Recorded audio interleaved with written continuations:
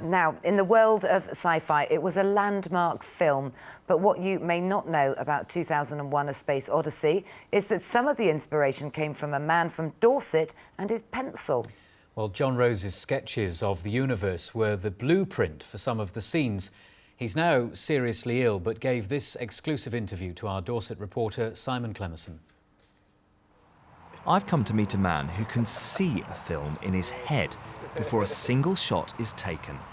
From his first big break in the 60s, John Rose has been drawing storyboards for directors to follow on set. His illustrations inspired some of the scenes in 2001: A Space Odyssey, a Kubrick gem. Stanley wanted some illustrations of what might look like in outer space. He wanted professional imaginations, in other words.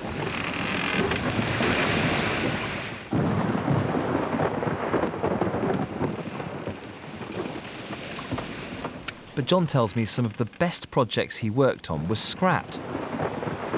These sketches of Moby Dick, which was meant to star Sean Connery, have never been seen before. Well, it really upset me that was never made. It upset me that a movie I worked on for 6 months was David Lean. Never saw the light of day? Never saw the light of day. How much influence did you have in the drawings you did on the action? Did you have any influence? All the influence in the world. So the film that we see in the cinema really does begin and is in part controlled by the drawings that you do to begin with. That is the idea, yes. They give me a script and I do the storyboards, and they put the storyboards into action. In the late 90s, the work was moving abroad, and John and his wife retired to Lyme Regis. I wondered whether he had any advice for today's budding young artists. In the first place, there are very, very few people who are prepared to work at it. You've got to work like hell to learn to draw.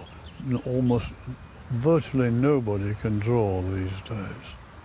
He tells it how it is, but despite all his years in the film industry, this has been John Rose's first appearance in front of the camera. Simon Clemerson, BBC Spotlight, Dorchester.